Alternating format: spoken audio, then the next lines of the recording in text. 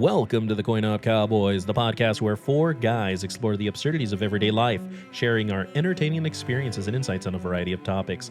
Hello, CoinOp-ians. This week, Steven picks up where he left off last time on his expose of the mobile gaming industry, where his harmless flirting in Mafia City turns into a threesome involving two trans people. What do they think of his dick pic? You'll find out. That and more. But first, Chris recalls getting pulled over on his birthday while en route to Las Vegas. He discusses the letter versus the spirit of the law and draws a fine line in the sand. We're trying out the shorter format to release an episode for you guys each week. So, we read feedback this week, actually. So if you haven't already, drop us a line. If you want to comment, we'll read your mail on air. Subscribe, like, follow, rate us. Be sure to spread the word about this episode to your friends. You don't want to miss this one.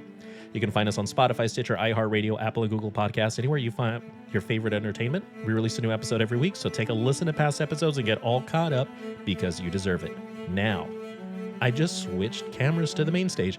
Whoa, Steven is fired up this week. Look at that guy. Wow. I wonder what he's talking about. Huh. I bet it's about fantasy football, honestly. Yeah, that spirited buckaroo can't get enough of it. Let's hop over and see what they're talking about. And then after we do that, we draft. This is all very of our upsetting to me. Why? Because I won't be there. That's not that draft. This is a different. Oh. This is my work league. Oh, You should still be upset. Yeah, though. this is my. I am because I have multiple I leagues. was invited to this but, one, so now I'm upset. Yeah. So, anyways, All right, gentlemen. ready for that question? Let's Angel? get started. Just We're gonna look at my chops. Yeah. We're gonna go in order as you appear with this opening question. The question is: you're on an uncharted island. If you discovered an uninhabited island and had no means to create your own society, what three unique laws or customs would you establish? So I'm on an island with a group of people. How big of a group of people? It's a general group, like 200 people. Oh, okay. Laws and customs for first is, And we're gonna go in order. okay. Who's First up, Steven. Oh, great. Okay. So first, we're gonna adopt a model of communism because I did this little experiment like this Fucking knew it. back in like 8th grade or 10th grade, somewhere around there. Fucking knew it. Lord of the Flies. Communism is a great ideology for a small group of people. That's the first thing. Wow, why? Well, if you think about it, a smaller group of people, you're all going to pitch in on everything anyways, which is like the main principle of communism is everybody just does their part and we all share the reward. So we're all just trying to survive on this island. There's only 200 of us. You know, we all have to play to our strengths and contribute what we can contribute, but we should all take care of each other. In a small group, it's sustainable. First one. Second one is there's no monogamy allowed. We need to repopulate. And we don't have time for jealousy, and we don't have times for people to start making claims. Like if I want to, fuck all the bitches on the island, I'm fucking all the bitches on the island. It's for the better good. So there's no relationships and there's no marriages allowed on the island. Okay. Anybody who falls in love will be stoned to death. I'm just kidding. Wow, so aggressive. No. Just kidding. But no, monogamy will be frowned upon. As my first thing was communism, sharing, pitching in. Everybody shares the women and men on the island. Okay. Socialism, right? Yeah. And the last one, 4-day work week because, we got to have some time to relax in the shade. I don't know. Fuck. I can't think of What three about things. what about the financial system, Steven? I know that in the past we've talked about. I'll let you touch on that, Chris. Damn. Because I didn't. My head wasn't thinking that way. My head was just thinking about how am I gonna get all these people to just kind of work Gotcha. together. Sounds like an island for stupid. No. Oh, I'm sorry, Ryan. I guess you don't like fucking bitches. I'll wait till you get to my island, Steven. Okay. Yeah. Well, Like, yeah. All right. like Steven, I know in the past you've talked about you're like, hey, you're a fan of there should be a threshold of wealth you're able to accumulate to yourself. So I was gonna say, hey, this would be a perfect opportunity to put a cap. Say, hey, when you got 9 sheep and 5 wives, that's the max. You tap out. No more drafting after that. Very cool. All right, thank you, Steven. Next up in order, we have Chris. What up, cowboys? So on this island, which works out great because I love the island life. I like the idea of just just enjoy it. You know, a lot of islands have a lot of good things coming to you. Like the land is fairly fertile right off the bat. You usually got a good fishing population. You got some good weather. You know, like the I've always been a fan of the survival guide on Bear Grylls or whatever it takes, and it seems like it's the order is you need like water, shelter, food, those things. And so I feel like when you're on a tropical island, the shelter is important, but not immediate day one, unless you got like Hurricane Hillary coming up the coast of Baja California or something. So, but there's a few things that I would go after that I kind of modeled after what I like about the United States. So, my very, very first idea is whatever you're going to do, write it down. So, I hate the whole thing of, hey guys, let's talk about it. This is how we want to manage this island. And then as time goes on, they're like, no, no, no, that's not what you meant. Or that's not what we talked about. Or, no, he's not going exactly that way. So, I'm always a big fan of whatever you do, you got to figure a way to write it down. I don't know if we'll have paper or we got to etch it in stone or something, but get something written down so that you can pick your rules and not change. The second one is you need to get some kind of like camaraderie and teamwork going, because I'm realizing that people work together when there's a common good, common interest. So I think the first thing you probably need to do is invent some form of an enemy. Like there's an indigenous tribe that's going to come and get us. So we need to figure out what to do. We need to start sharpening our spears, or who's the spear maker here? Those type of things. Are you talking about like religion? No, it's actually that was the third item I had. So the one thing that I always think is specific that you never want to encroach on someone. I mean, hey, someone says something that you don't like, you can be, hey man, I don't like that or whatever. But the one thing that I think is smart that way too many wars and dynasties and feuds have been fought over is religion. So I would right out the gate say, hey, freedom of religion. If that guy over there wants to worship this, or this guy over here wants to think this or have this ideology, he's got to let them do it. As long as their ideology doesn't include like sacrificing people, because I would think that people being sacrificed would be against their will. So write it down, some kind of freedom of religion, and then you got to create a common goal, common purpose, and you could do that by creating something that we got to team up against, or something that binds us together. Like anytime a country takes over another country, it's always the invading army always has to be bigger than the defending army. The reason why is because the defending people, they're actually defending their homes, like their backs against the wall, so they're willing to go into it. So for here, you want to be like, hey guys, this is our island. We got to protect it. We got to make it work. So, yeah. Very cool. No, thank you so much for sharing, Chris. Next up, we're going to have Ryan. So what did you say about the currency, Chris? I didn't even hear that part. I said nothing about currency. I was asking about your thoughts on the currency, because you said in the past that you wanted there to be like a cap on it. So I was. Oh yeah, that would be like not in this society, because that's like in a bigger society. What a hypocrite! No, because there's no currency in my society. It's communism, man. There's no currency. We all make the dinner, and we all eat the dinner. There's no paying for the dinner. Somebody goes out and snorkels and spearfishes and brings it back, and the other people start cooking it, and the other person is chopping down trees for the wood. But we all eat the feast at the end of the day. What about the man that gets tired of chopping the wood and wants to make trade so someone else can chop the wood for him? Yeah. Then he gets sent off on a little raft to another island. He's not helping the common goal. Once society grows, where's the raft coming from if he's not chopping the wood? Okay. All right. Well, if one person stops doing their duty, then the whole island's going to fail. Yeah, it already fell apart. Communism failed. I think Steven just wants to fuck all the bitches and kill anybody, have the right to kill anybody who questions him. I didn't say dictatorship. Well, Chris was explaining the logic behind Project Bluebeam there. You like that? That was exactly what I was going for. No, that went over my head. Yeah. Just uniting everybody under a common goal. And I would not even allow religion. I'd be like, no religion allowed. You're not allowed to talk about it. Or what? It's not allowed to do it. But see, and I can totally see you going at that, Stephen, but the problem is your 200 people are going to have some form of something. So I feel like you telling them no right off the bat, it's gonna rile them up. If you can keep that mellow, cool on you, I just don't think it's going to happen that way. That's fair. But I do think that, in your situation where you have the guy that's chopping wood, like, yeah, maybe the guy chopping wood, he should trade to the sushi guy and be like, hey man, I got some wood. I'll give you some of this, give me some of your sushi, mix it up like that. I think the United States currency system is it works in theory. I just don't like the idea that we're just printing paper.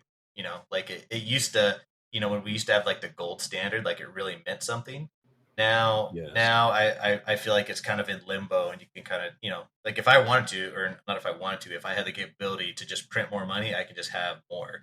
I like the idea of your wealth is based on the things you actually have, not the amount of paper or numbers in a bank you have. I have all of the parrots.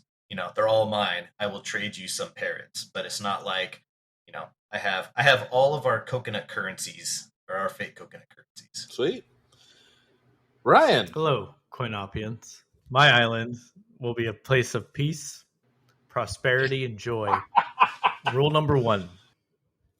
Only I may mate. Is there a quantity? What do you mean quantity? There's no like, is there no cap on that? It's like, hey, I'm gonna mate for the first 50 or 100. It's just flat out from until I'm dead. Until I am dead.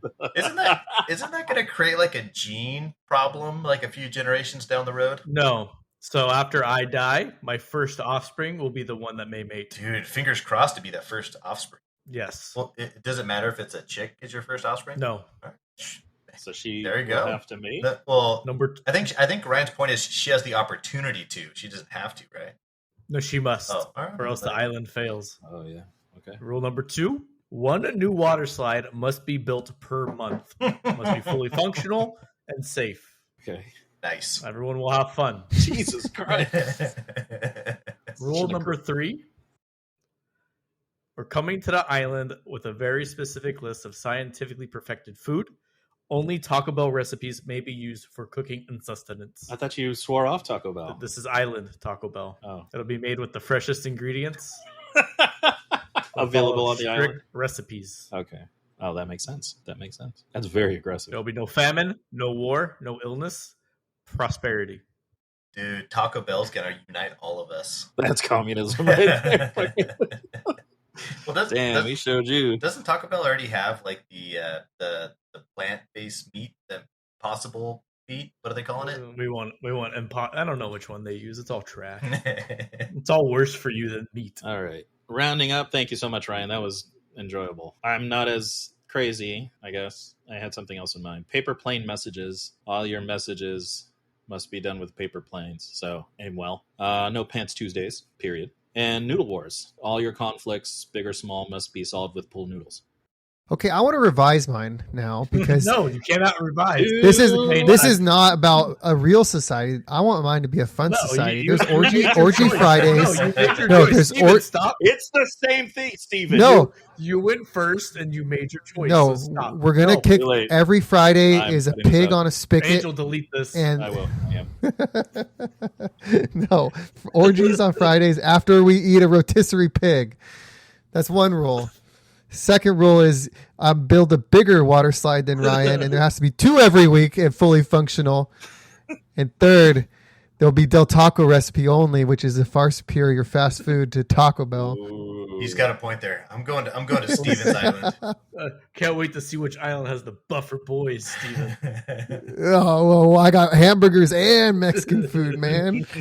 That's a lot of protein. And plus, we're fucking every Friday, man. Yeah. None of the guys. You're the only one that gets to fuck. You're gonna have a bunch of like little like goobers on the island. They'll have super strength. They're gonna have balls full of testosterone, ready to fight. Hey, every guy you kill, that's a woman you get to Jesus Christ. pillage. Well, do you think they're gonna be savages or not? They're raping and pillaging. You know how raping strong and pillaging. my inbred children are gonna be. You got that retard strength. Yeah. There's a lot of. I was gonna say that. I didn't want to get canceled. Fucking retard strength. Okay. Okay, let's get to the mailbag, boys. Oh yeah, the mailbag. Fuck, I forgot about that. Mail. We got. And I want to know if this is made up or not. Okay, it is not made up, but I'm only going to be using their username, so I'm not giving out real names. But those you listeners, you'll know who you are. Let's go with the one in order. We're going to go with Ryan first. This one's a bit long, so Ryan, bear with me. Hello, cow. This one's from Bear Lorena. So, hello, cowboys of the CoinOp variety. I write to you because I am an avid listener and your biggest fan outside of Southern California. I had a realization that I would like to share with all of you about one member of the CoinOp Cowboys. This realization has to do with Ryan. Since the dawn of the CoinOp Cowboys podcast, I noticed that Ryan would focus his topics on the supernatural, with the biggest concern of his segment being whether or not the other cowboys believe the story he tells. There was always a question in my mind as to why Ryan cared so much about the believability of his stories. Not only that Ryan would say some odd things, such as the latest episode, Ryan said the Geodude is an animal. Regardless of what the other cowboys said, Ryan never agreed with them that Geodude is not an animal. And then it dawned on me. To Ryan, Geodude is a normal animal on Ryan's alien planet. Ryan speaks of the supernatural because Ryan is a part of the supernatural. Oh. What I believe happened was his alien parents stitched him on Earth because they were tired of all his bones he had to pick with them. Ryan is lonely, and his goal is to form a familial bond with anyone. He uses this podcast as his outlet to try to get people to believe in the supernatural, and when he succeeds, he will feel comfortable enough to come out as an alien in hopes that he will be accepted. This is what I believe, and the signs are all over the podcast. This guy should be on our podcast. He has way better stories than we do. That's awesome. That was, I like that. That was Bear Lorena. Thank you, Bear Lorena, for writing. And I do agree. Ryan is a little bit leaning towards a skinwalker. It's very possible. Whatever Ryan, were you on the what say you, Ryan? You're very quiet about this. What say you? From a very early age, Uh-oh. before I've ever seen anything that could bring this to my mind, I always thought that I could be a test tube baby. You know what? I have a very important point to make. Sorry to cut you off, Chris. I've never met Ryan's parents, and they go on weird family vacations every once in a while that no one else gets to know about, and there's no social media documentation of any of these hangouts. So I am very sus on this whole thing now because I'm starting to put together some information here. Mike, nobody knows what he does for a living. He's like super secretive, has like a nice house in Anaheim Hills. So he goes international. Yeah. When I first met him, I thought he was CIA, but now I don't know. Oh my God. Yeah. The plot thickens. But have you ever met Ryan's mom? No. Have you seen a picture of his dad? No. No, you haven't because they're I have aliens. something to add to that, Stephen. Possible. On a certain CoinOp-ians podcast, we talked about the theory of Legos and how they were a joy for childrenhood madness, right? Stephen chimed in that he enjoyed Legos when he was a kid, but a certain somebody, Ryan, said, "Oh, I didn't play with Legos when I was a kid." And that is incredibly sus because most people I run into have played with Legos. This is, I mean, if you're in a secret underground facility, maybe they didn't have Legos. Maybe they had knockoff Legos. What say you, Ryan? Well, so I had toys. I had many toys. I had a lot of Jurassic Park toys. Mm-hmm. I remember. Oh, wait, you had genetic mutation toys? Got it. Yes, and then I had a Simba Lion King toy that roared when I put my hands inside of it. Whoa. But my father would collect my toys and return them after I stopped playing with them. To who? The store? He left the tags. He left the tags on them and kept all the receipts. Whatever we got. Your origin story, dude. That's Skinwalker right there. He would open the box so that like my childhood hands wouldn't tear it off, and then when he would watch the toys, and if they didn't move for a specific amount of time, he would return them. Wow. So it's not even like you messed up. This explains everything. Yeah. I feel like Ryan has some return stories that he's shared with me. So I may have had Legos and I forgot about them and they got returned. I don't know. How do you return Legos? Do they sit there and count all 372 pieces? You put them carefully back in the box. You think the person at Target is going to open the box and make sure all 100 pieces are in there? No, they don't give a shit. Man, at Target they would. Kmart, questionable. That's why they're out of business. But then my father got upset when video games came into prominence because you couldn't return them. So he wanted to buy a laminating machine so you could relaminate them and return them. Oh my dude, that is a lot of steps, man. Ryan, Ryan, do you ever return things that you buy? I always return my Halloween costumes because you only wear them once. So I wear them and then I return them back to Amazon. That's the one thing that they should not allow you to return because it's so obvious. November 1st, I don't need I this. can't believe. Yeah. Okay, I can't believe that you would return. What's a Halloween Okay. costume you've returned? What is the most questionable Halloween costume you've returned? Well, one of my favorites was I have a friend named Pickard, and he had like a jungle party, and I had some Pickard. like leaf costume, and then I went to return it like a week later after the party, and everything was just in like a grocery bag. You just dropped it off. You could just drop it off at Kohl's. But just before I walked into the store, I looked inside the bag and I realized the underwear I was wearing at that party was like entangled inside the costume. Did you return the Big Bird costume too? No, the Big Bird lasted a long time. I got a lot of use of that because I actually used that at work when I worked in childcare. So I remember from my remnants of the Big Bird costume is there was a Big Bird head that kind of went around your head so you could still see your face. Yeah. And then it just had pants. I don't remember. Well, it was a lady's dress Big Bird costume. So the body was just like a mini skirt, like dress. Solid. All right, kids, let me talk to you about some Sesame Street. I'm pretty sure I got it for like $10 in like the clearance section, like the night of the party. You don't want to try relaminating that one? No, but I do like to go on Amazon from time to time and just randomly try to return items because every once in a while they'll say, "Oh, just keep it." Like, oh, okay, Nice. Did you ever have a Spock costume? No, I don't really like Star Trek in any way, shape, or form, except for the first J.J. Abrams film. That was a good So one. that was all talent on Steven's behalf. What? I don't know what that means. So Thank you so much, Ryan, for the comment. That was All right. That was in Steven's.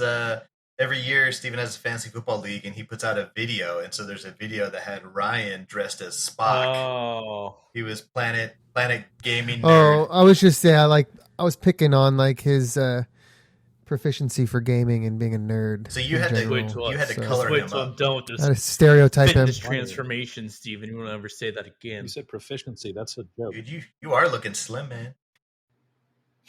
You got a permit for that? Because Listeners, Ryan just flexed, and hey, Ryan, that was pretty good. do you know a veterinarian? Because those pythons are sick. Wow. Okay, next All mail. right, thank you so much, Barrel Arena.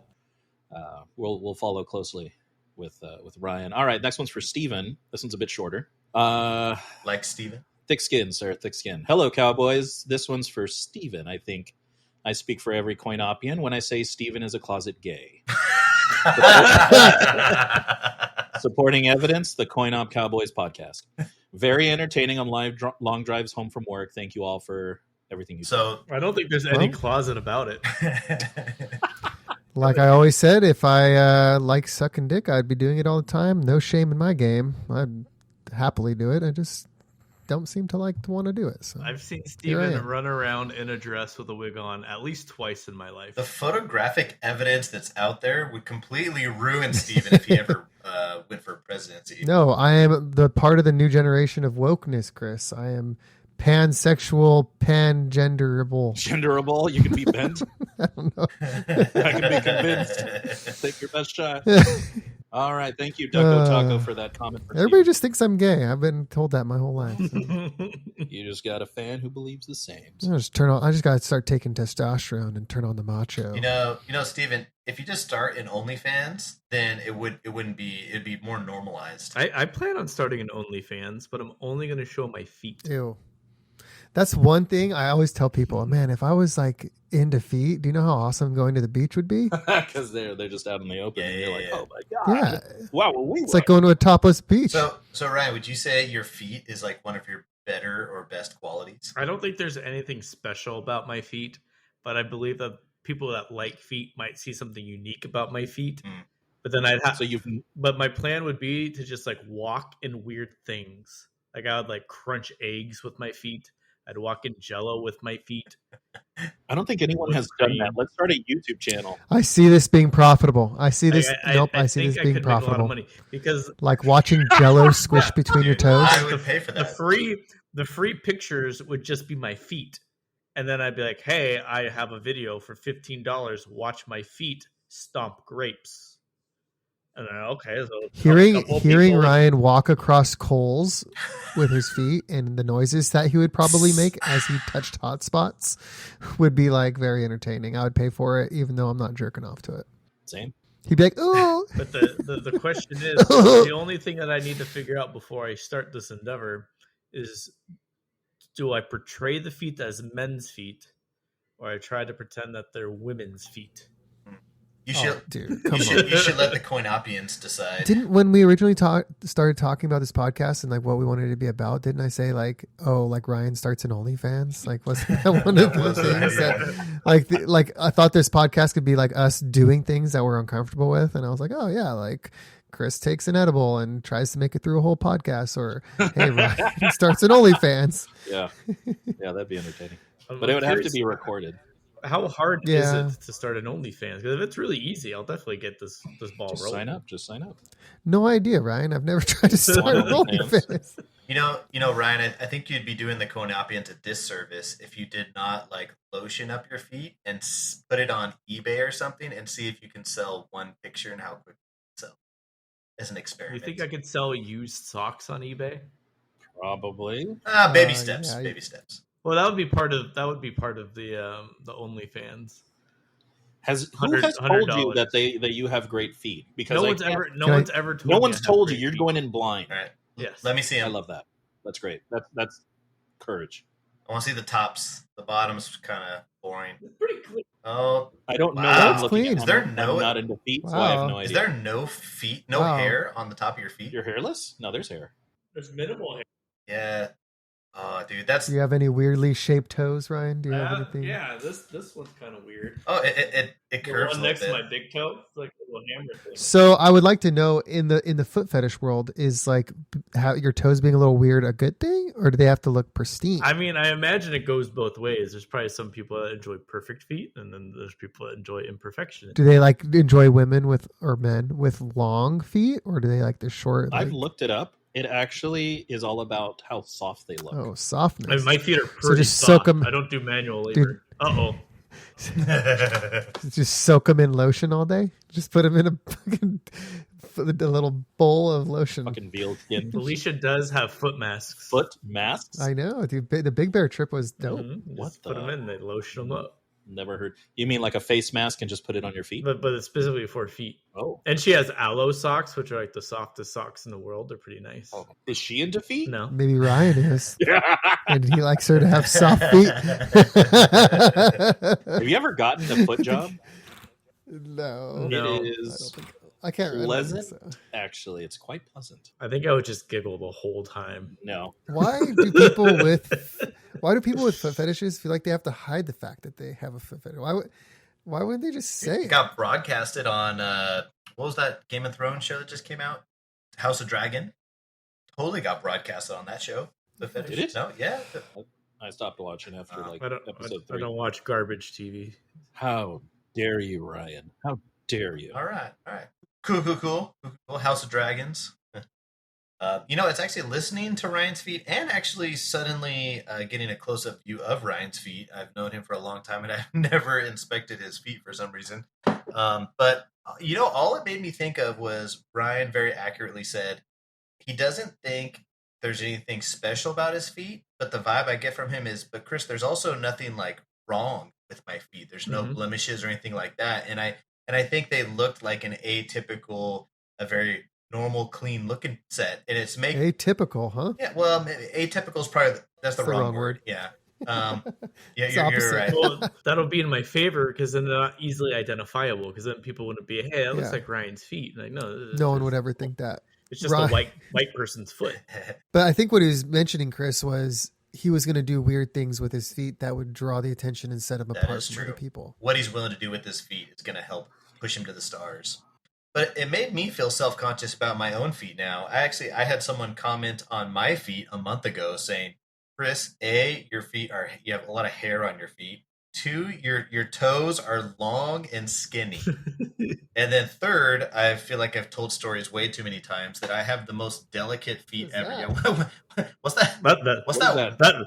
Steven, that's foot cancer, Steven. Yeah, what did you step in, Steven? Steven is lifting his foot, and there's a dark line down the center. Both your feet. You know have why? that? Because I've been putting it on the wall, like on the crease of the wall to I like kind of do this reclining thing. So I've been like pushing it up against something. So you should Well, there might be someone into that because it kind of folds in like an insertion point. Oh, it's succulent. It's lint. Hey, look at that. Steven's index toe is longer than all of his other toes. You have baby feet, dude. You have like tiny toes. Dude, I have a size 11 foot. Wow. Is that the bottom that looks... What are you doing? You scared the shit out of me. Rawr. Look down. Rawr. Whoa. I you got a lot of spacing between your toes. Jesus I think Christ. Chris, you could probably write a book. Yes, I can. Hold a pencil and everything. Your toes are like squeezed together. Do you wear like work boots? Not like steel toes. No, like when I'm on the, I have like I'll go a year and a half on the job site, and I'll do a year and a half off the job site. So when I'm on the job site, I got boots. When I'm off, I got shoes. Not 10-4. Man, Ryan's mail was so cool, and then mine was just it was lame. Try. And what lesson does that tell you, Steven? That you're a freaking alien and I'm a gay. You know, just be cooler, Steven. I think you need to have more. They didn't say you were cool, Ryan. They just said you're a fucking alien. That's interesting. You need to have more questionable material, Steven. Your material's not questionable enough. I'll hit you with that questionable material tonight. So we're gonna round it out with 2 more comments. Actually, I should probably space it out. Two. We're recording twice tonight. Let's do 2 more next time. For next week. We'll do another 2. We'll do Chris's, and then there's a fan of the show. I can't wait. Friend of the podcast who left a comment. So that'll wrap up the mail segment. Yeah, buddy.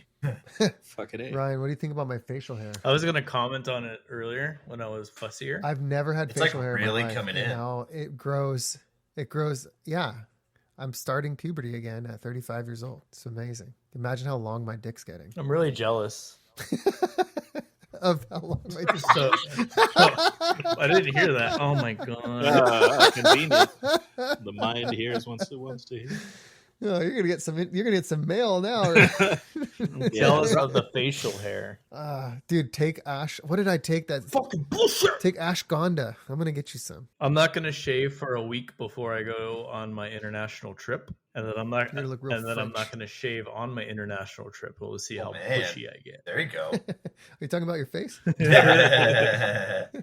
You know, Steven, I would say that your facial hair actually makes you look more edgy, especially with like the dark, wide brim glasses. Very, very edgy. Trying to make it look fake. This was I shaved this morning, and this is where I'm at now.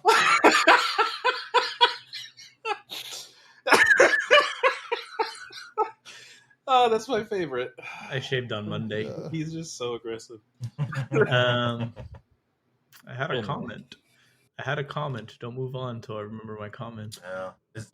I honestly fucking didn't shit, this start. goddamn thing. Oh, Steven.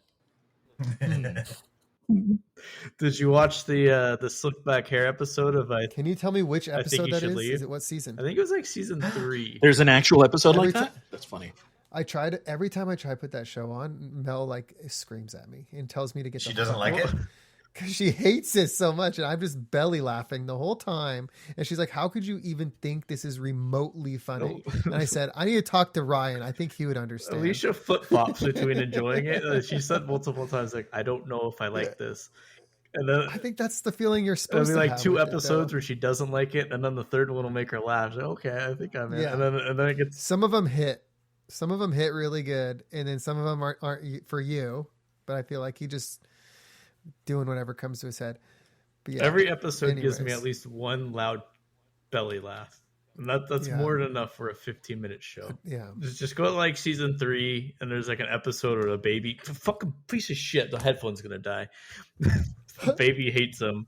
And he talks about how he used to be a piece of Oh, shit he used to be, with the slick I used back to be, hair. that's because I used to be a piece of shit. With slick, yeah, I know that one. No, I'm pretty sure he knows I'm a piece of shit. I used to be a piece of shit. What do they call the steaks? Like, well, sloppy steaks. Just like pour water on their steaks. What? It's so dumb. Him and his buddies used to just go to the steakhouse and get sloppy steaks where they just pour water all over the steaks and eat it like they were a menace to the steakhouse. The steakhouse would like hate it and try to like make him not do it, and they would just do it anyway. That's hilarious. It's funny. It's just so random. Like, who would ever have thought of that? This is so dumb. Very cool. It's We gotta get going with the picker. We gotta get the wheel. I'm surprised. The jigger picker. The jigger picker. Here we go. We're gonna spin the wheel. Ryan, What? I'm gonna. Oh, spin the fucking wheel. It felt weird. Big money, no whammies. Huh?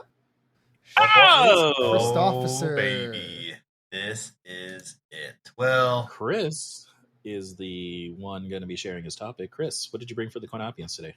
man, you cowboy wranglers out there are in for quite a treat. Have you ever just felt like you got the short end of the stick? Ever felt like, nah, no way, that shouldn't be that way? Have you ever... No, but Tanya has. Zinger. Have you ever been in a hurry in a grocery store and you went to the express checkout 15 items or less and you counted that you had 17 items and questioned what you were going to do? No. Tonight is that episode. I bring to you the almighty letter of the law and spirit of the law episode. CoinOp Cowboys. So it starts, What? and as all great stories should, I have a story on the way to Vegas. So, Chris had this fantastic idea. He said, hey man, you know what's better than celebrating your birthday? Celebrating it in Vegas. Doing Vegas-y things. So, I call up the boys. I got my my Toyota Tacoma, seats 5 people, and I wrangle them up. We had Steven was one of them, and then the other 3, I'll keep them off the air. But there was all 5 of us were there. So we, since I had the truck, I was like, I'll drive. And we put all of our gear in the back. We put an ice chest in the back. We poured a 30 rack of Coors Light in there, and we got on the road. And so as we started driving, co-pilot asked me, he's like, hey man, mind if we crack a beer? And I go, yeah man, have at it. I'm not going to drink any because of my luck. Probably get pulled over or something, but you guys do your thing, no biggie. So we're driving, everyone's having a good time. We get out past Victorville, and I'm speeding because that's what you do once you get past a Victorville. But apparently, between Victorville and those outlets and Barstow, there's like this stretch of traffic control territory where the police are on the side of the road just waiting to ping you. So I remember I drove past this police officer, and I was like, ooh, I was going kind of fast. So I like got over real quick, and I got over again. I'm just driving, and I'm looking in the rearview mirror, and I see this cop getting on the road. I'm like, uh-oh. Like, cop's coming up, he's moving up, and he gets right behind me, so I get over one lane, because now they got a decision to make. And what they do? They also got over one lane behind me. I'm like, ooh, guys, this isn't looking good. Do we got anything to panic about? So the co-pilot says, well, what are we supposed to do with all these beer cans? And I'm like, what do you mean by all these beer cans? And I look over, and there must have been like 10, 12 beer cans in there from everyone, all the 4 guys having a fantastic time. And I'm like, oh, shit. Lights come on. And I was like, okay, guys, we got this. We're calm, we're collective, we're smart. We're just going to hide them. Okay? Just hide them, dude. It's not a big deal. Let's hide them. He's like, oh, hide them. Shh, gotcha, no problem. So I pull over. And we're in the middle of the desert, and I see the police officer get out. It's a lady cop comes walking up. I'm like, okay, is everyone ready? We got everything hidden. And I see the co-pilot, his idea of hiding beer cans was to take 10 beer cans and shove them into the side door pocket. And I'm like they're kind of sticking up everywhere. I'm like, that is not hiding. What are you? And as the cop comes walking up, so she signals to like roll down the window. Now, Steven, being the logical guy, he hopped in. Steven said, I got this great idea. Steven, you remember what that great idea was? I'm gonna smoke a cigarette. There he goes. And cover up well, to cover up Yeah. the smell. Yeah. Oh, okay. Yeah. Steven's thinking ahead. So I started hotboxing a cigarette in the car, just so that's all they're gonna smell. Steven's just huffing this thing as quickly as he can, and the cop rolls out. The first thing the cop says is like, "You just lit that cigarette up to cover the smell or something." This guy really likes Yeah. to smokes. So this chick officer. So I roll the passenger window down. She comes in on the passenger side, and she leans in on the passenger door. And all I'm thinking is, please don't look down. Please don't look down. Because if she would have looked down, she would have seen this jigsaw puzzle of beer cans shoved into where you keep your maps or something random like that. And she's like, "So you guys been drinking?" Like, no, I haven't, officer.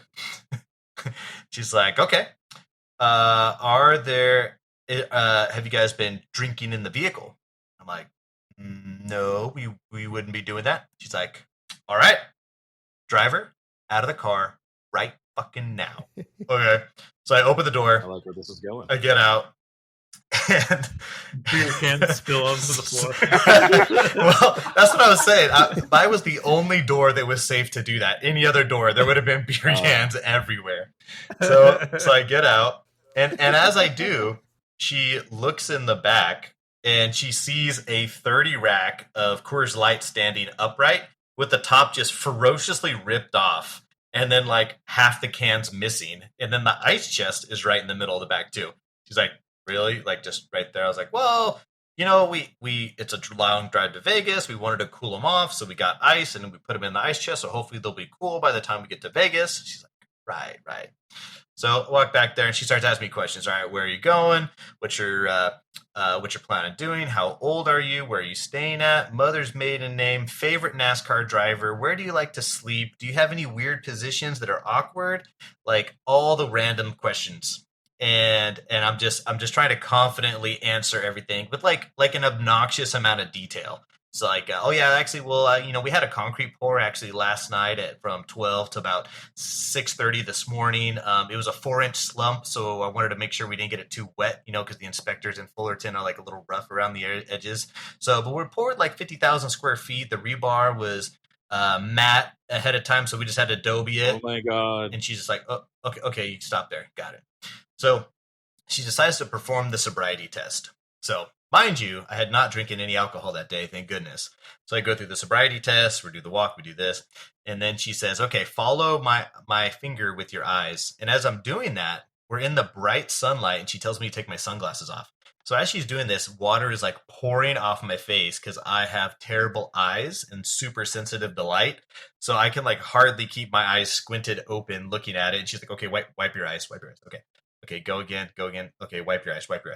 I keep going like that, and she's like, "Are you like crying? What's going on?" I said, "I'm not crying. I have really sensitive eyes. I also have tear ducts that don't drain properly. So actually, I just had surgery to get that done. If you look real closely, you can actually see a tube in my tear ducts right now that's helping it drain." She's like, "Okay, weird." So we go through all this. She's like, "Okay, so I'm gonna let you go.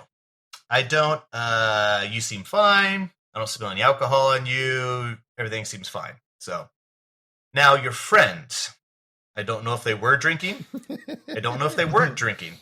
If they were, tell them to stop." Like, "Yes, officer." She's like, do you know why I pulled you over?" I said, "I don't know." She says, "Someone called in saying a white Toyota Tacoma was opening the back window, reaching into the back of the truck, opening the ice chest on the freeway, and pulling beers into the cab."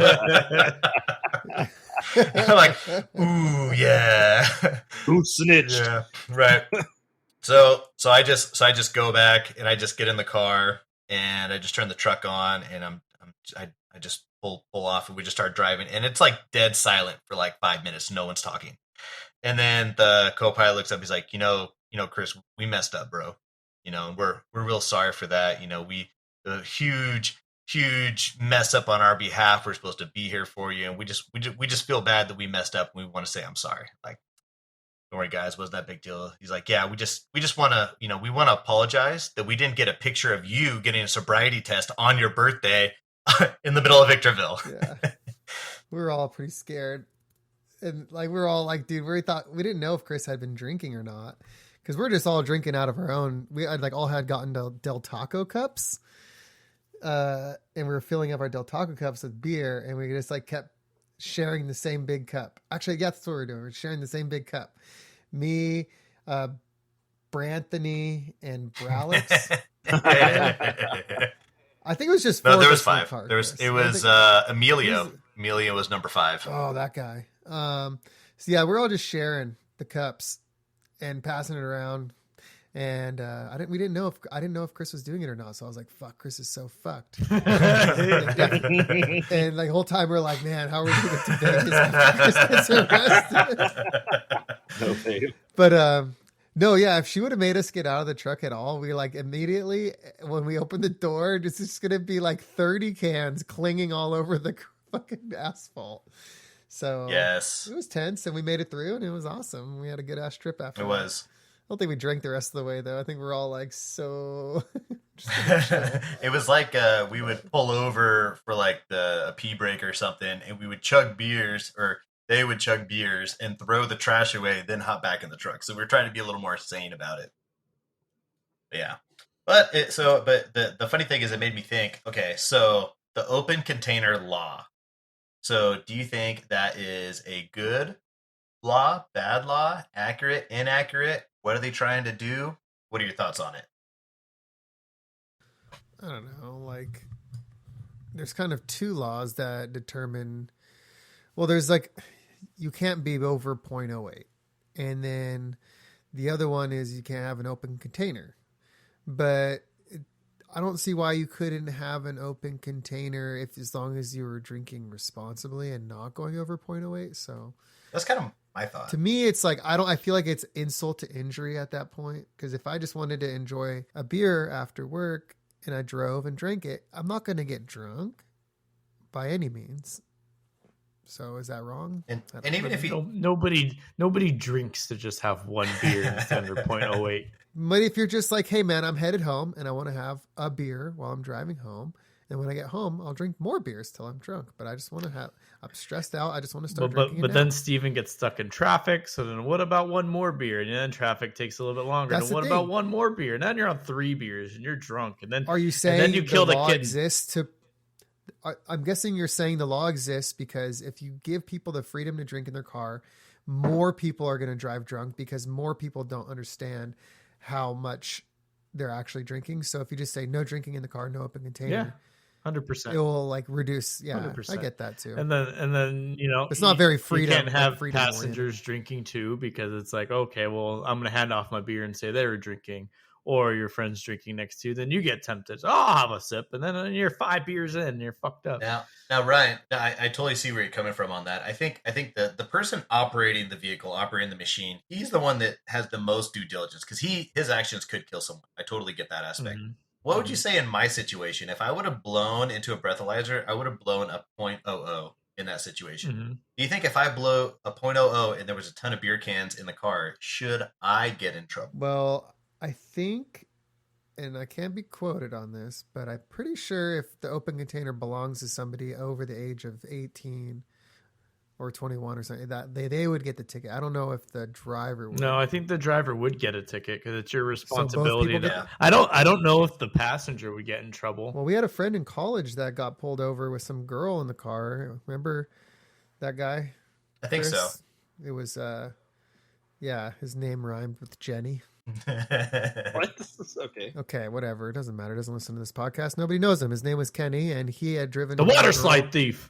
Yeah, he drove home a girl, but he got pulled over, and there was like she had an open beer on her side, and I think they both got tickets. If I remember, water slide. But it's like it's just like if you have a passenger without a seatbelt on, I think you both get a ticket. Yeah, I can see that one because it's the driver's responsibility. Like he should stop the car and make sure everyone puts their seatbelts on. Like that's the ideology there. And sometimes I think it's just how big of a dick does the officer want to be? Because like a lot of times they could just write, if they're over the age of 18, like they could just write the ticket to just the seatbelt violator. My thoughts on thinking about this is I was like, I wonder if there's a correlation to the statutory rape. I think it's the idea of if you have sex, maybe that's the wrong word, but it's if you have sex with someone under 18, it's considered rape, even if that person says it's consensual.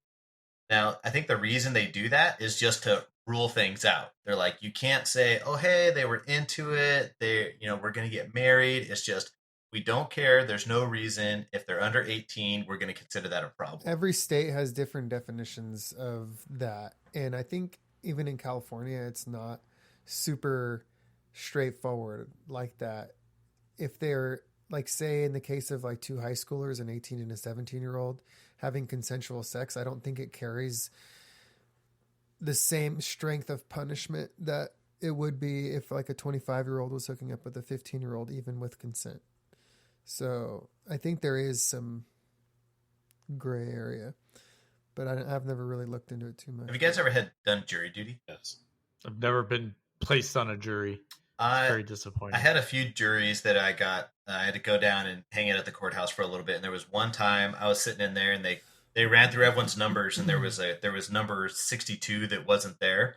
They kept going. They went through all the other numbers. Like, okay, 62 is here. Last call, 62. So 62 was not there. And I didn't know that jury duty was like an option. I didn't know you could just not go or say you didn't receive it or something. So the judge looks at the bailiff and says, please issue $1,000 warrant for jury 62. Okay, moving on. Just like that. Good. So we end the day. They didn't finish. I must have a bunch of warrants out for my arrest then, because those things go good. I hope you get arrested, Yeah. Stephen. Jesus That's your Christ. civic duty. Day number 2, guess who was there? Jury 62 was there, and he was not happy. He was trying to be the most, like, they had to talk to him like, look, man, you got to calm down. You need to answer our questions. Like, they had to tell him to chill because he was just trying to be as obnoxious as possible. So I ended up getting selected for this jury, and it's the one time that I actually proceeded with a jury. So the court case was there. It's a prison. So I don't know, like Chino prison or something like that. So there's guy A, and then there's guy 1, 2, and 3. So there's a video that when they said, okay, we're going to open your cells and you can go have free time, man 1, 2, and 3 ran into man A's cell and started beating him up for 2 minutes. And then the security gets over there, stops it. So it's the state saying, hey, we're going to charge these 3 with assault and battery. Now you go through it. The guy got beat up. It was like a good beating. There was like one guy that like held him down and 2 guys that just kind of beat him up and punched him a lot. So his face was swollen. He had like bruises and stuff.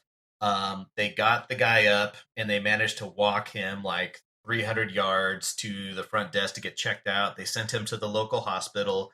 They checked him out for a few hours and then they sent him back. And they ruled out that he was missing a tooth. He was bruised. I think he like pooped his pants a little bit. And then he had like a hairline fracture where that tooth came out. So they broke the tooth and then there was like a small hairline fracture from a scan. Did you say he pooped his pants? Yes. He Yes. shit his pants, dude. I would too. Holy shit. And it was funny because the prosecutor was the state or the people. And so they bring up this picture of this big poop stain on his pants. And the defense went wild. Your Honor, this is they had to leave. We had to excuse the courtroom and they had to sort out how they were going to handle this pooping the pants conversation. So when we came back, he wasn't allowed to say that the guy pooped his pants. He was just able to say like, hey, the security guard noticed a brown color to his pants. Oh my So at no point did a lawyer say the word poop? Nope. There was zero poop. Yeah, defecated was said a few times, but they got it like redacted or whatever. And hey, don't listen. Strike it from the record. Yeah. So at the end of this, the goal was, hey, these guys are gonna get assault and battery. That's what we're going after. So we had to do the jury thing about if they're gonna get assault and battery. But the bigger thing was, are they gonna get felony assault and battery charges? So do you guys happen to know the difference between those two? Like, does anyone happen to know what assault? Yeah, it's resulting in bodily injury. That is correct. Like assault and battery. Assault can be as simple as just like grabbing a dude by his shirt and like shaking him. Or You can even throw a bottle next to the person. Like it can hit the wall near him, and that can be considered assault. For assault to be a felony versus a misdemeanor, there has to be like considerable bodily harm. Yep. Which seems like there was in this case. The way they described it was the battery results in serious injury, aggravated battery assault, serious bodily injury, which includes permanent disfiguration, broken bones, what else here? Loss of use of appendages. That's kind of some of the terminology that they use. So when I heard the assault and battery, yeah, they did that. That's off the table. Now the main question was, are they going to get the felony level? And so they said, well, he lost a tooth, and a tooth is a bone, so that's considered breaking a bone. So yeah, it should be felony. What about the hairline fracture? So yeah, you're right. And the hairline fracture was also noted. Now, when I heard all that, I was like, when I read felony assault and battery, that makes me think that you grab the person's arm, tore it off, and beat them with the arm. That's kind of how I envision that highly aggressive version. But on this one, I was like, okay, so you got your tooth knocked out. Is it a bone? Technically, yes. Did you have a hairline fracture? Like it was a hairline fracture that you don't do anything about. You just kind of like, okay, we'll figure out how to put the tooth back in and call it good. But the guy was able to walk all the way to the front. So my thought when the vote came around, I said, well, I don't think this is felony. I think it's technically felony, but if we're talking about like from 1 to 10, this is a 1. This is barely that level. But every one of those jurors, actually, it was me and one other guy said no. And then when we voted again, I was the only one that said no. And then at that point, I was like, okay, well, I can't overrule it because it's technically correct. But I really felt like they were throwing the book at this guy. And on top of that, the guy who only held the other guy down, all he did was hold him down. He also got felony battery. So what do you guys think of all that? Do you think that was accurate, inaccurate, justice, not justice? Justice was served. Justice. I don't know. Sounds like a bunch of pieces of shit who deserve everything they got. I don't care. There you go. I mean, whatever. It was probably over a freaking thing of top ramen, and they're just like, no, Pruno. What is Pruno? Yeah, what the hell is that? Pruno is like, it's like the booze that the prisoners make with like rotten fruit and shit in the toilet. Yeah. Holy shit. I do agree with you, Chris. Though, like, I don't know necessarily felony, but I mean, they were attempting. I mean, just because they couldn't beat him up harder doesn't mean they weren't trying. That is true. I mean, they were definitely trying to disfigure. Yeah. I feel like there was intent. Non-felony assault is like if somebody pissed you off and like you like attacked them out of like anger, but felony is like this is premeditated. I'm going in there to fuck this guy up. It was. If you're at a bar, if you're at a bar and you get into like a little scruff and like you punch some dude and you like knock him out and he falls down, knocks a tooth out, you're not going to get a felony assault charge. No, I'm going to get charged with assault with a lethal weapon. Yeah, baby. Ryan is flexing for all the CoinOp-ians out there. Like Nicolas Cage in Con Air. Oh, yeah. With his flowing locks. Hold on, this one. Wait, how do you do it? Like this? The idea I got from all this is it was like the one opportunity in my life where it was the people who were not on trial were totally like against that guy. And it's if like I was really thinking of the guy who all he did was hold him down. He didn't physically punch the guy, and it was on camera that he didn't physically punch the guy. But he got hit with it too, and I was trying to tell that to everyone. I was like, guys, I think you're like really doing a torches and pitchforks right here. That guy didn't land a punch. He's like, well, if he was there, he deserves everything that he gets. And I was like, wow.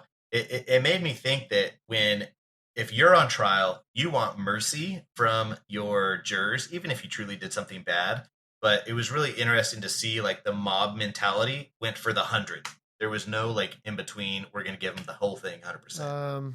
I think the guy holding him down is just as guilty as the dude throwing the punches. Like, come on. Agreed. There you go. They both premeditated the attack, Christopher. It was definitely premeditated. You could tell they planned it. Chris is just a criminal loving like fanboy over there. That's why they got selected. They're like, hey, this dude looks like someone who will sympathize with felony assaulters. Typical NASCAR fan. Hey, that was out of turn 4, bro. But well, I appreciate you trying to apply the law quite literally. They're trying to objectively look at the case and make an informed decision. Yeah. Did you sentence them to death, Christopher? You should have. Yeah, almost, right?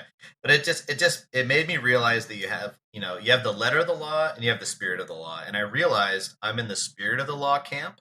Like I'll speed because I think it's if you're not excessively speeding, it's not a big deal. And if it's also a hard one to enforce. And then I have like my brother, for example, who is a rule book guy. I'll be driving with him. It'll be 2:00 in the morning. We'll be coming back from a concert or something. We'll see 100 yards to the left, 100 yards to the right. We'll be at a stoplight. There's no one there, and he will wait until that light turns green.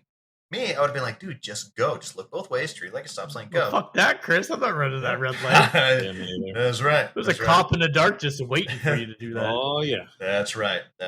So, yeah. So I like to think out there that there is, I feel like everyone falls into those two camps. And I think it's really fun to identify those friends that you have. They're the ones that you want to be on the jury or not on the jury. You never know. You ever seen Jury Duty? So with as far as Pauly it comes Shore? to, no, Have I what? It's quite as far Pauly Shore, Jury Duty. You ever seen that film? No. It's a great movie. No. I love Pauly Shore. He's an unemployed stripper, and he's like getting like $10 a day. So he's like a stalemate on the jury for as long as he can. Nice. That's great. All right, thank you, Chris. Is there anything else you guys want to?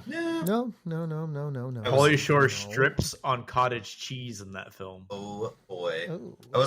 I had a line of reasoning of talking about the NFL assault and battery charges, but I think we're a little short on time for that. But Alvin Kamara just got indicted by a grand jury. So watch that on your fantasy football teams. Football players are a bunch of thugs. I'm never so surprised when they're getting. So I arrested. looked on. Oh, Wow, it's racist. I looked on the Alvin Kamara one. So this is what happens. They're all him and his homies, and another guy and his homies are waiting for the elevator to open. When the elevator opens, he puts his hand on the other homie's chest and says, "Hold on, you can get the next one." And that guy didn't like that, so he decided to shove Alvin Kamara, which Alvin Kamara thought that was a little aggressive. So he shoved him back, and a full-out 10-man brawl starts right there in the lobby.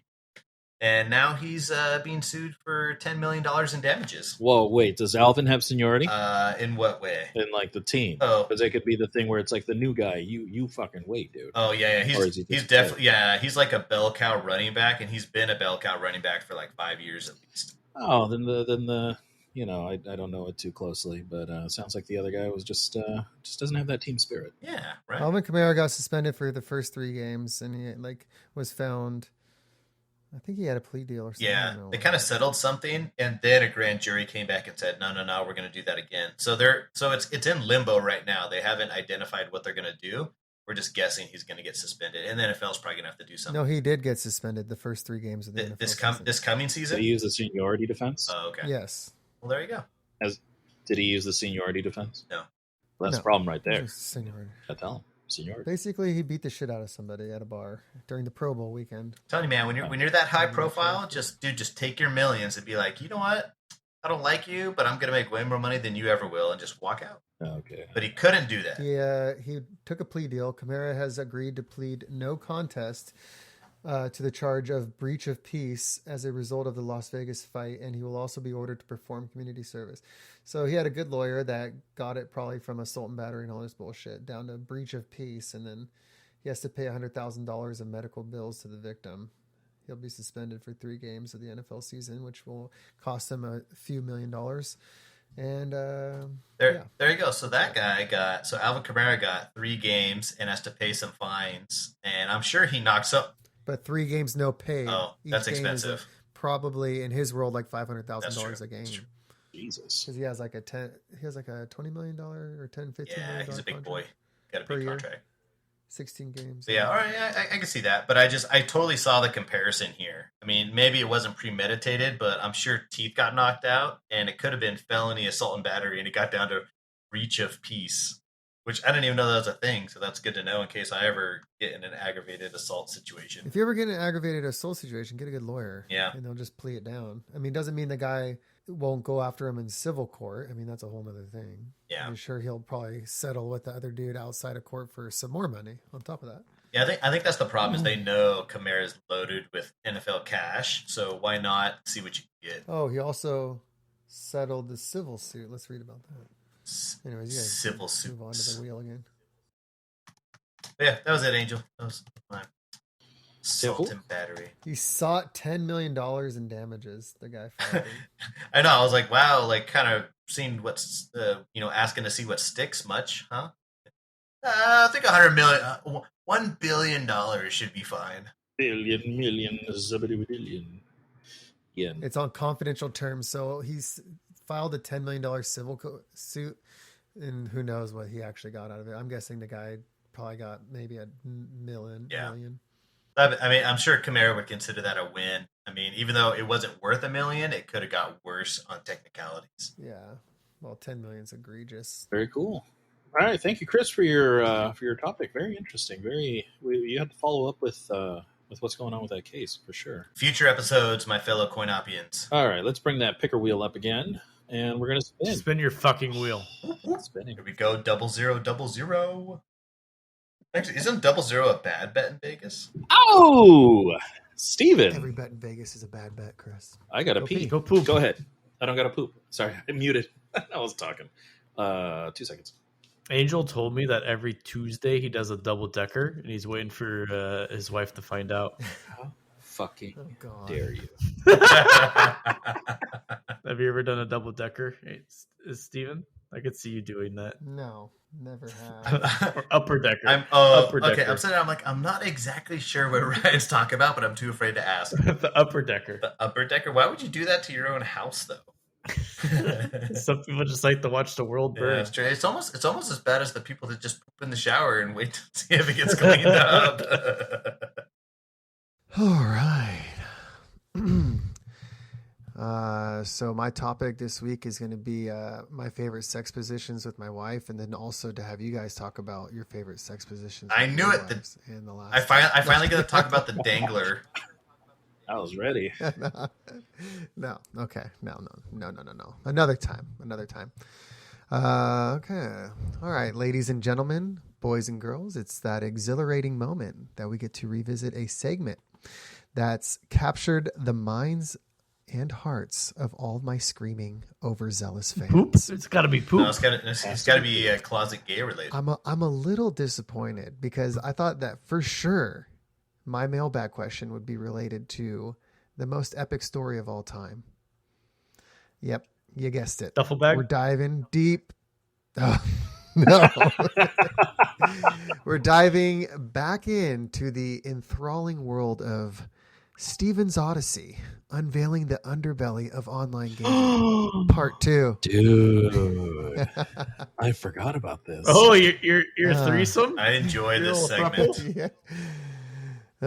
When we last convened, I was deeply entrenched in the intricate web of forming connections, a journey aimed at securing my spot within a formidable faction to expedite my ascent toward global domination. If you remember, this journey included me forming a relationship with a woman. That was not my wife. Was it a woman? But she was also my wife. Might have been a man. So I was using that. You're sure it's even a woman? Yeah. And I was using that relationship very much to get into a big, powerful faction. I did lots of questionable things and secured a solid place inside the faction's trust. Mm-hmm. Well, little known to me that shortly after I told you all this story and I joined in and got comfortable with these people, I found out that the person I was talking to also had another person that they were in a relationship with. Gasp. Inside of the faction.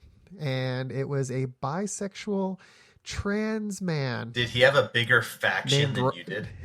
He had a much bigger influence ranking. Actually didn't have an influence ranking at all because it was a trans man. His name was Knox, and he was... How do you spell that? Know, but he wasn't very... Knox. And you know what? He wasn't very happy that I was hanging around. Jealous? I have a question real quick, just so I have a picture in my head. Okay, you said it was a he, it, in them was what? It was what you see as a man, Okay. but they were a woman, 10-4. or they were born We a can't woman. assume. And they went through a transition. yelled but at, I didn't so. know this because when I got shit from this person, I looked at their profile picture and I was like, oh, it's a dude, got a goatee, everything. He's got kids, all this shit, and he's not that happy that this other person, Phoenix, is giving me all this attention. Phoenix. And yeah, so I found out a little bit about the guy, bisexual, whatever, rainbow flags all over the place. And in a stroke of gamer genius, I decided to employ my very own charms in the direction of Knox to see if I could win him over as well. Oh. After all, as I always say, I'm great with the gays. I wonder why the mailbag. Dude, it's got to be that facial hair that you have. I know. Anyways, well, it worked wonders, guys. I quickly entered into an online gaming throuple, and I was thrust even higher into the inner circle of this powerful faction that I like this thrusting. Jesus. Do you have a yes, I was Do you have a cool thrusting name? Like, or was your name just Steven in the game? So there was Knox, and they kept changing the name. It was like one day it would be like Prince Knox, and then the other day, whatever. And then this other person was like Phoenix, and then she also was like obsessed with chicken nuggets. Phoenix like Nuggets. She would switch her name to like Nuggy Queen for a while, and I thought it was about weed. Because like, you know, like nugs, like, but they're like, no, I just like chicken nuggets. And I'm like, okay, I think they're also autistic, but I don't know. But like, Wall Street Bets right there. So anyways, on Reddit. my original name was like Young Bloods. Oh, dang. Weird. 333. My original name was Hung Blood because like I just wanted to come off super strong. And then I switched it to, what did I switch my name to? They kept calling me Steph because my name's Steven, and they kept calling me Steph. So I became Lord Steph. That was my name for a while. Not Lord Stephanius? No. I wanted to be. Steph with an F? Yeah, that's what they would call me. So I Like, leaned into I don't know it. whether It seems like Thruple. derogatory almost. Yeah, Steph with them. Yeah. Fuck. The days, anyways, the days, they went on. They went on and on and on. And our relationship flourished. We had Discord conversations. We did like cool, like in-game experiences. We even like audio chatted at some point. And it was all cool. Did you send a penis picture? I didn't send any wiener pictures, but I would send like a picture of me trying to be like cute, like what's up, people, like trying to be cool, like selfies, and they loved it. Did you show them your untattooed nipple? They did see my tattoos. Oh, Jesus, it's getting spicy. Because yeah. So I mean, I leaned into this, man. Work it if you got it. And it went great. Like we all were becoming super powerful, and then we entered this phase of the game, which was called like the Governor's War, which is like this huge war simulation where your faction fights all these other factions from other cities, and we freaking crushed it because I joined like the biggest one on the city. So, anyways, what happened after that? Oh yeah, everything came crashing down, and this one day, this asshole in our faction started talking shit to this other guy. He's like, hey man, you can't be taking my diamonds, whatever, blah, blah, blah, blah.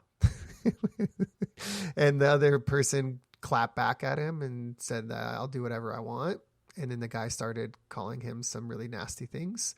And we found out it was like a 13-year-old. On the group chat, so like everyone saw this conversation. Like in the factions group chat, they started getting into this little squabble. And it's stupid to me. This is like a stupid little squabble to me. Like I'm just seeing two people argue. I'm like, dude, guys, chill out. What the fuck are you guys stressing out about? But the guy started like calling the one dude like really bad names. And it happened to be like this 13-year-old kid that was a cousin of somebody. And the people that I was in the throuple with were just like extremely pissed off because they were like close to this teenage kid. And they're like trying to defend him and stuff. And they said, you know what? We're not dealing with this shit anymore. Come on, everybody. We're leaving. Ooh, And so they like rounded up everybody they were close with and like said, let's go. And they all started leaving the faction. And then they kind of like looked at me like in like this weird way. I'm like kind of in the middle of the road and they're like, come on, man, let's go. And I'm like standing there hesitant and I like kind of like look at them. And then I look back at the faction full of like really powerful people that I kind of want to hang out with more. And I look back at them and I do the triple take and I go, you know what? I'm going to fucking stay here. You chose a side. Because I never really, liked them in the first place, man. I just used them to get into the guild. And then I didn't want to go with them because they're not as strong as the other people. So I'm like, fuck you guys.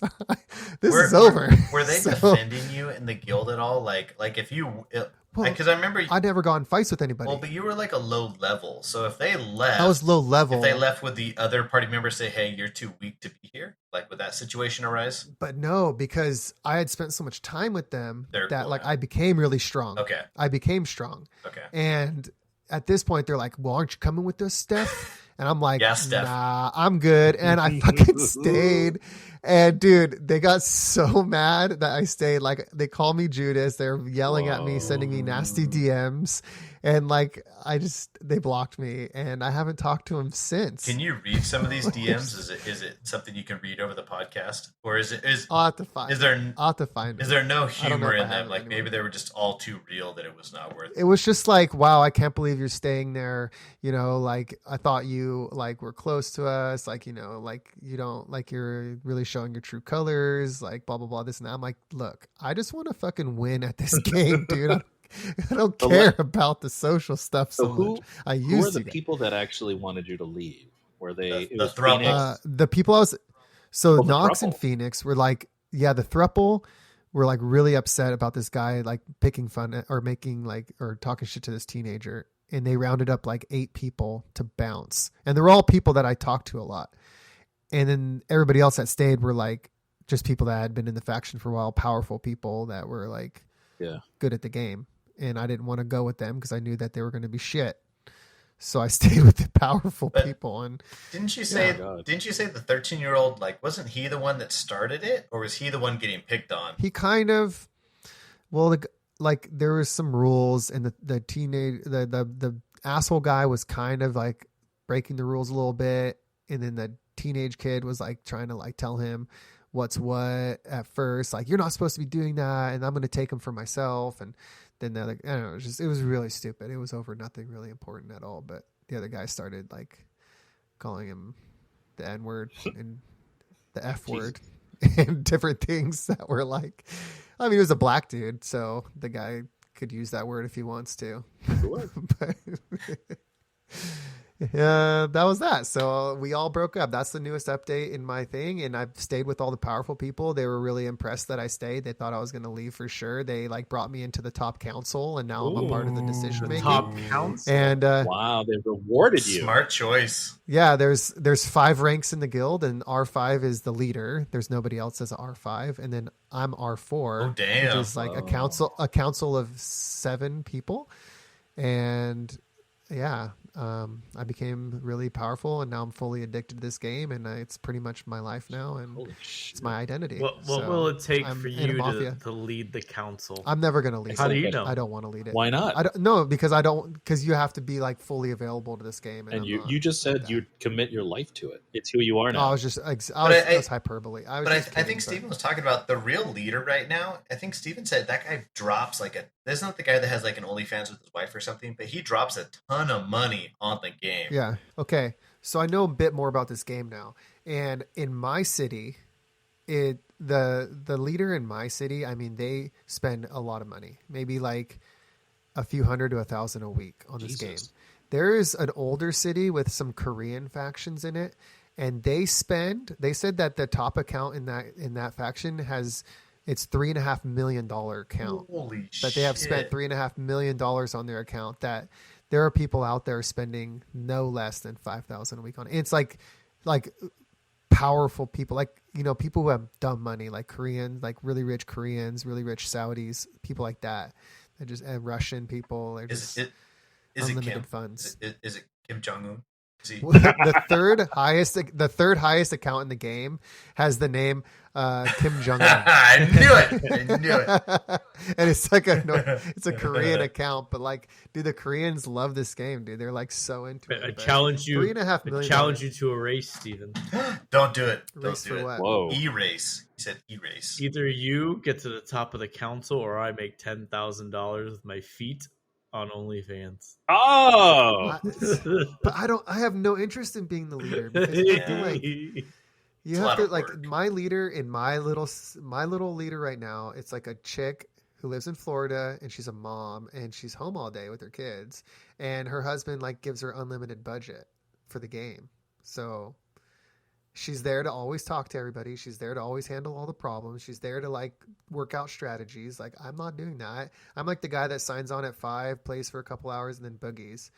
Like, we have a dude in our council that's Japanese, so he plays like while everybody's sleeping. So he kind of takes care of like the night shift. And then we have dude. the night shift. It's like around the clock, man. What game is this? Grand Mafia. It's the Grand Mafia. We need to join it. We have a whole group of Italians in the guild. Whoa. They're just like, they work like different hours. A lot of English people. There's Americans. We have like one of my best buds on the game is Canadian. Kind of looks like Richard. So Steven, now you said you wouldn't take over the guild, but Yeah. if you wanted to, is there a route to overthrow? Like, could you impeach the guild leader? Like, how would that happen? What you would have to do is just get everybody to like break off with you. And then once you don't have the same faction, then you can attack. Like, it's called dropping tags. So you drop the guild that you're in, you start a new one, and then you can start attacking. And you take all that and power. just, like, Oh, flatten them. okay. Yeah. So there's literally. So that So happens. does that mean did she start the guild? She did start it. She was in a bigger one, and they wanted to create like an academy. So there was like an even bigger one that they wanted a like farm system for their faction.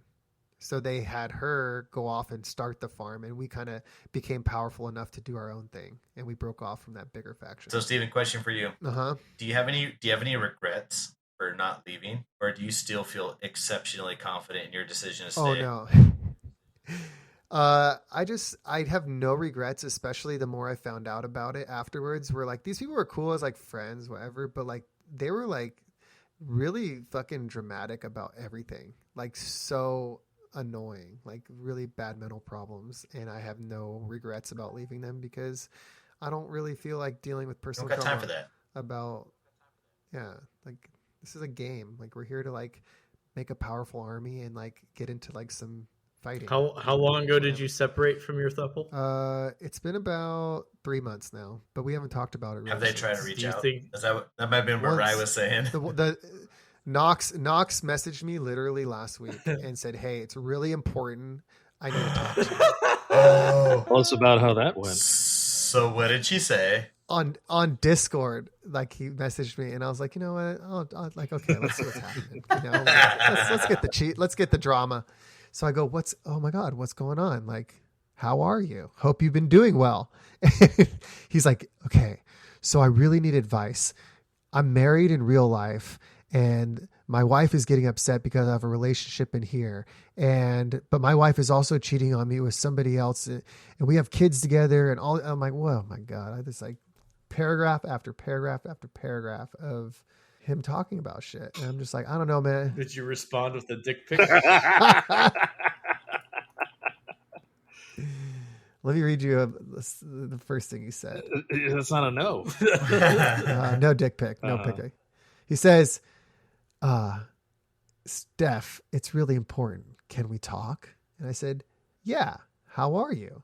Not so great. And it's all right, though. How are you? And I said, sorry to hear that, bud. And what's going on? I keep trying to get to it. And so my wife and I had an agreement that we would talk with other people to fill that conventional void, you know? But she caught feelings for someone in real life and asked for a sexual open marriage. I'm not into it. And she says she doesn't want a divorce and feels like she's a bad wife. I don't know how to make her feel better. She cries a lot and we barely talk. Like, if it's not about it, then we don't talk. Jesus. She asked to stay friends with the girl and that they both understand that they could be friends, but the girl tends to be depressed if she's with me and not hanging out with her as well. What do I do? Holy shit. I mean, I'm giving her space for the week and I'm trying to be supportive, but honestly, only time she's affectionate is when she feels guilty. Wow. That was a lot to say. I'm sorry. Wow, there's so much to unpack there. He's Wait, just laughing. You're just I laughing. mean, and I haven't talked to this person for months, and there's like, what is going on? I'm like, would you say dude. before she broke off, would you feel comfortable enough to have that conversation with her, or was this still a little bit of a stretch on your relationship status? No.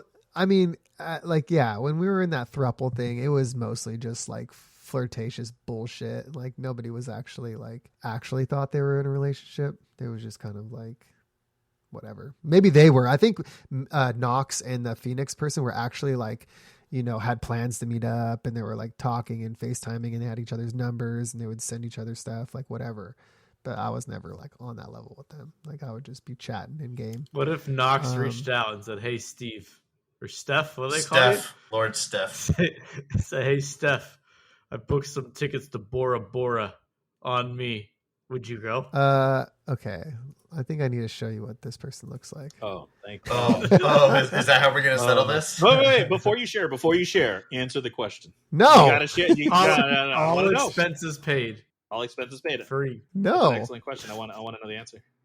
Dude, I definitely an would open never. relationship never peels out. Hey, is it cool if we like somewhat talk to other people and then the other person gets like involved? You're like, oh, what? I didn't think that was like gonna happen that way. So I didn't want to be rude to him, but I was just like, okay, listen, your wife is in love with somebody else and wants to spend time with that person. Like, you just get the hint and just figure it out. Like, just break it off. And he didn't want to accept that answer. So I was like, I don't know what to tell you. Yeah, that's a tough one. Man, so much drama inside. You should just direct him to the OnlyFans feet page. Sounds like he'll pay me a lot of money. Yeah. Yeah, there you go. I think he would find you very attractive, Ryan. He'd be all about Here's it. a coupon to. Wait, so the Knox was a chick. Now she's a dude. She's married to a chick, Yes. and that chick found another chick that she wants to be with. So that Correct. there's is the problem that there was too many chicks there? Is that where the problem arose from? Yeah. Too much chicks, not enough dicks. Yeah. See, you were the solution. That's why they reached out to you. Yeah, Yeah. they needed the dick. But now I'm at the point in the game where I'm actually just playing the game. Like, I really don't have any weird relationships with people. So boring. But I don't need it. Yeah, I know. It's kind of fun now. It's actually a really fun game. It just costs a lot of money. I mean, you have to be competitive. You just have to spend. Insert It's SpongeBob meme. I don't need it. I know. I'm like wondering at what point I'll delete the game because I don't want to do it forever. Don't do it, Steven. I feel like there's like that like time sink fallacy Sunk cost. about it. Like, I've put so much time and cost into this that I don't want to ever quit it. Oh, no. Sunk cost fallacy. Yeah. This addiction there for you. So anyways, that's the end of my topic. Just wanted to update all you guys. I get a lot of questions, legitimately get a lot of questions about that gaming segment. Like when that was the second episode. Yeah, a lot of people go like, so what's that game you play? So like, what happened with that girl that would like, does Mel know? Does all this stuff, like, I'm just like, I'll answer it. I'll get On to the it. podcast. I like it. Do you bring it up to Mel at all? Do you guys discuss it beforehand? No. So she finds out Well, as the episodes come out. Oh yeah. Well, I mean, before I did the first episode, I like told her, I'm like, yeah, this is what I talked about. And then she was like, what? She's like, no, it's fine. I was like, it's fine. It's fine. I'm flirting with trans people to get ahead in a game. She's like, I don't even. Who says who? I even would be does proud that? of you. I'm like, I'm a weirdo. Like I'm making me feel like a weird. So I'm the proud. weirdo. So proud of you, Steven. Oh, Jesus Christ. Get to the top of the faction. I don't want to be transphobic, but Jesus. I'm not transphobic. No, not you. All right. Thank you so much, Stephen, for sharing an update on actually one of our most popular episodes. All right, that wraps it up for this episode. Everyone, thank you so much for listening. Please like, subscribe, comment, send us your emails. You can find all the information in the description. We'll read it on air. Anything you send, I'll read it on air. I don't care. Anything you guys want to say before we sign off? Never pass on the thruple. actually, if there's one thing I learned from this episode, it's that the CoinOp-ians or the CoinOp Cowboys should sleep well at night, knowing that Steven would not leave us for a better, more intimate podcast, and we should all be appreciative of that effort. Oh, what I'm saying is, if there was a more popular, financially like sound podcast, like I would be out in 2 seconds. Yeah. All right, with that, we'll sign off. Thank you so much. Good night. Peace.